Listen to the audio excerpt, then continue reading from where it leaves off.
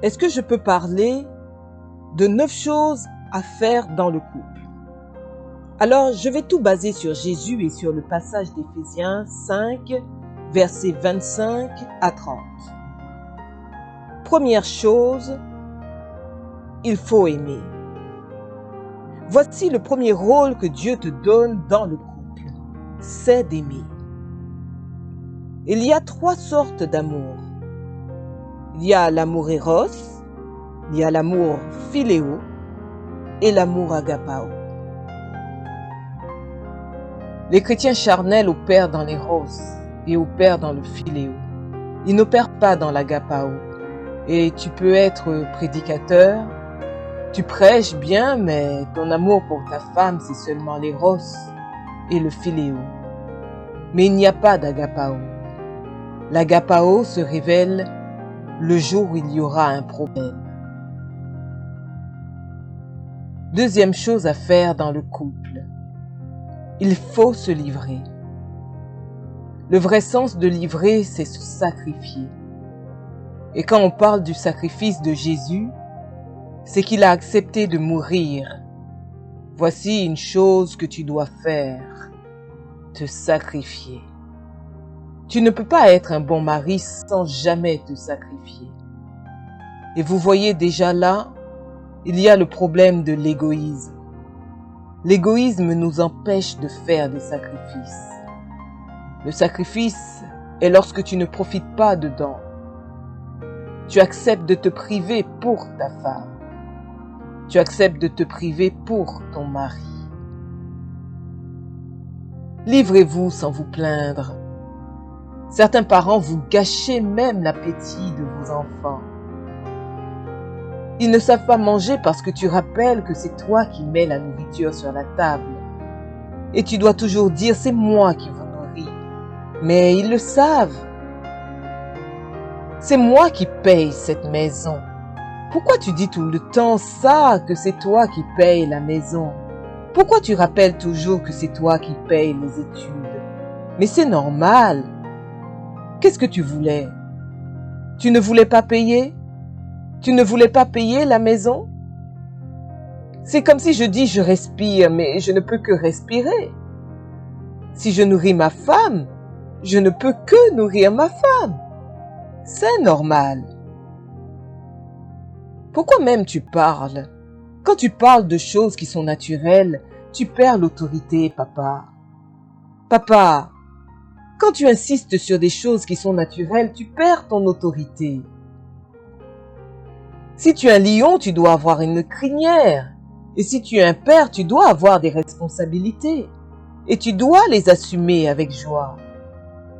Se livrer, se sacrifier avec plaisir, financièrement, physiquement, émotionnellement, te sacrifier. Te réveiller à 4 heures du matin pour bosser dur et ramener le pain sur la table, avec joie.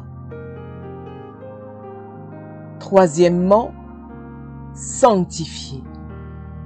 Dans le couple, il faut sanctifier l'autre.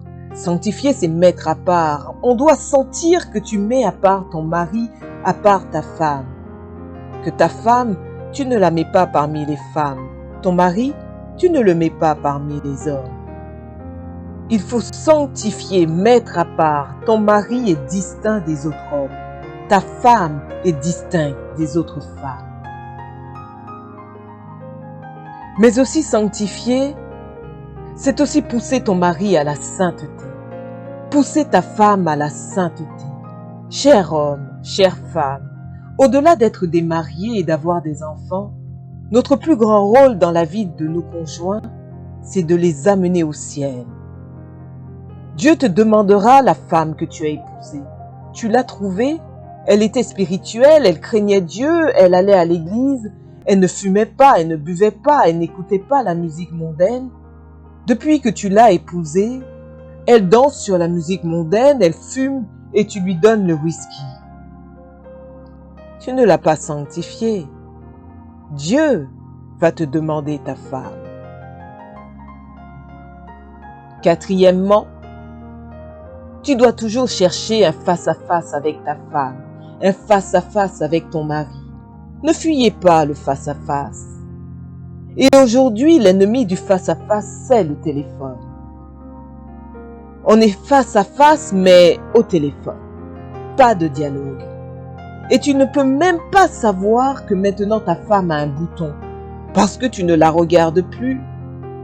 Tu ne sais même pas comment elle s'est habillée pour corriger. Tu ne sais même pas comment ton mari est sorti avec un bouton qui est enlevé, une cravate sale, un col sale. Il va au travail, tout le monde remarque qu'il a un col sale. Pourquoi? Vous ne vous regardez plus. Combien de temps tu passes avec ta femme où vous êtes vraiment intime, où vous ne parlez pas que des banalités, des conversations réelles? Quelle est la dernière fois que tu as fixé ta femme, que tu as fixé ton mari? Il y a des mariés qui ne se regardent plus dans les yeux. C'est parmi les signes que le couple va mal. Quand un mariage va mal, on ne se fixe plus. On a des regards fuyants. Pourquoi? Parce que le regard révèle l'âme. Et ils ont peur que l'autre puisse voir. Je ne t'aime plus. Parce que si on se fixe, tu vas voir dans les yeux. Cinquièmement, rendre glorieux. Et s'il y a une image que tu peux avoir à ce sujet, c'est la gloire que Assuérus a donnée à Esther. L'amour élève, un conjoint élève, un mari élève sa femme, élève son mari. Traite toujours ta femme comme une reine, ton mari comme un roi. Ne diminue jamais ton mari, ne diminue jamais ta femme, et surtout pas publiquement. Il y a des hommes qui ridiculisent leurs femmes et qui aiment bien les ridiculiser dans les fêtes. C'est de la lâcheté. Quand vous êtes vous deux, tu n'oses pas. Tu attends qu'il y ait beaucoup d'invités à la maison, qu'il y ait la famille, et là, tu commences à la diminuer parce qu'elle est en position de faiblesse. Sixièmement, enlever les tâches. Refusez de rappeler à l'autre le mal qu'il a fait. Jésus enlève nos tâches, il nous purifie, il nous sanctifie. Il enlève notre péché, il ne nous culpabilise pas. Si un jour ton mari a fait quelque chose de mal et qu'il t'a vraiment demandé pardon, ne sois pas cette femme qui remet les choses sur la table. Si ta femme a fait le mal, elle t'a vraiment demandé pardon, ne sois pas cet homme qui ramène tout sur la table. Celui qui rappelle les fautes, on lui rappellera aussi ses fautes. Car c'est ce que tu sèmes que tu vas aussi récolter. Septièmement, il faut enlever les rides. Un conjoint doit enlever les rides de l'autre. Mais c'est quoi enlever les rides? C'est donner le bonheur.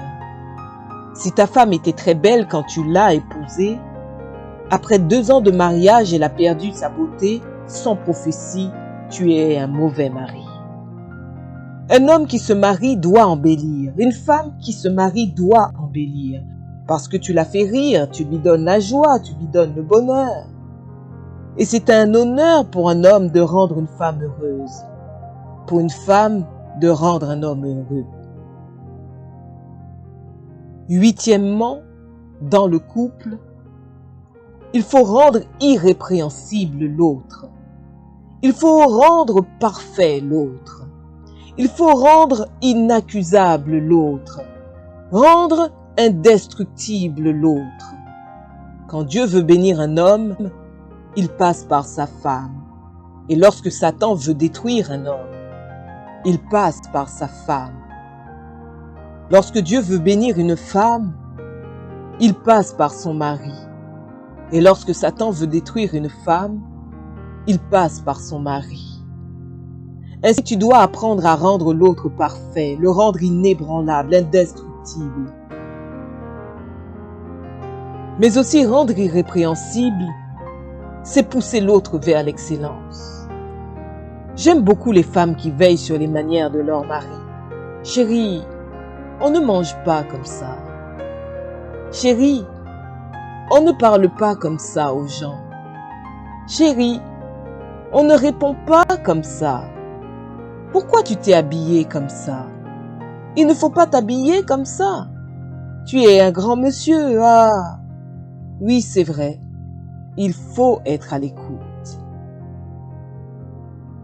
C'est difficile de changer un conjoint orgueilleux. C'est difficile de changer une conjointe orgueilleuse. Moi, je ne change pas. C'est mon habitude, mon habitude, mon habitude. Dieu ne t'a pas donné une femme seulement pour t'accompagner. C'est aussi pour te tailler et te perfectionner. Si vous êtes de deux familles différentes, ta femme a grandi dans une famille bien éduquée ou ton mari a grandi dans une famille bien éduquée, il faut laisser ton conjoint communiquer cette éducation aux enfants. Pour toi, on ne fête pas les anniversaires, on ne se dit pas « je t'aime », on oublie même les anniversaires. On ne fait pas de compliments aux enfants, on éduque les enfants en les insultant, en les tapant. C'est comme ça que tu as grandi. Maintenant, ta femme, elle a grandi, on fête les anniversaires. L'éducation, c'est elle. Toi, tu n'as pas. Si toi, tu éduques tes enfants, ils vont avoir tes tares. Il faut maintenant laisser ta femme les éduquer et toi, tu appuies cette éducation jusqu'à ce que tu voles cette éducation. Elle devient aussi ton éducation. Et tu dois écouter. Non, non, non. Ça, tu fais souvent ça. Ce n'est pas bien. Tu dis toujours ça. Ce n'est pas bien. Il y a cette attitude-là que tu as toujours. Il faut réparer ça. Et sache, ne t'habitue jamais aux plaintes de ton mari et aux plaintes de ta femme, à moins qu'il soit fou ou qu'elle soit folle.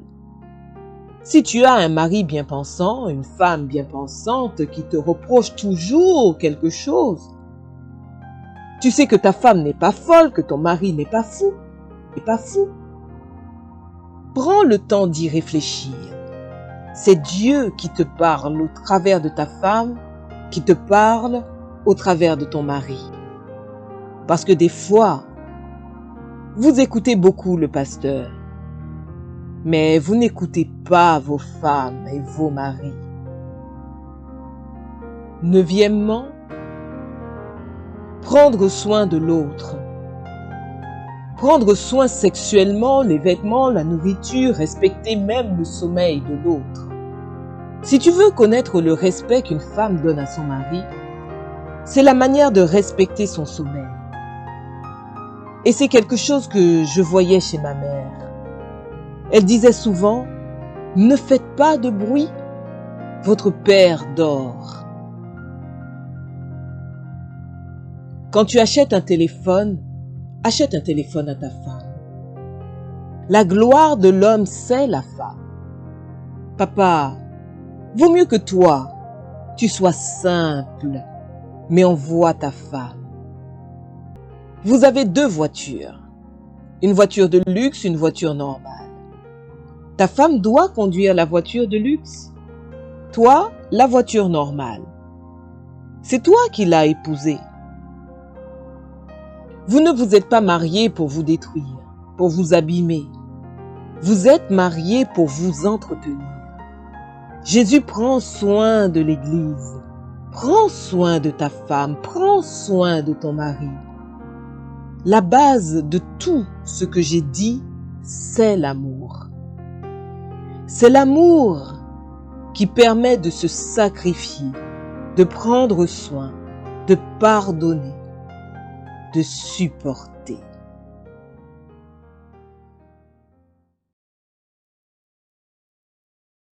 Voilà, c'est tout pour cette vidéo. Mais comme promis, nous allons partager avec vous la citation que nous avons sélectionnée. Combien de temps tu passes avec ta femme où vous êtes vraiment intime, où vous ne parlez pas que des banalités, des conversations réelles? Quelle est la dernière fois que tu as fixé ta femme, que tu as fixé ton mari? Il y a des mariés qui ne se regardent plus dans les yeux. C'est parmi les signes que le couple va mal. Quand un mariage va mal, on ne se fixe plus, On a des regards fuyants. Pourquoi? Parce que le regard révèle l'âme. Et ils ont peur que l'autre puisse voir. Je ne t'aime plus. Parce que si on se fixe, tu vas voir dans les yeux. Et vous, quelle citation a le plus retenu votre attention? Dites-le nous dans les commentaires. Si vous avez aimé cette vidéo, n'hésitez pas à vous abonner, à liker, à commenter et à partager. Nous vous disons à bientôt et bonne route sur le chemin de votre destinée.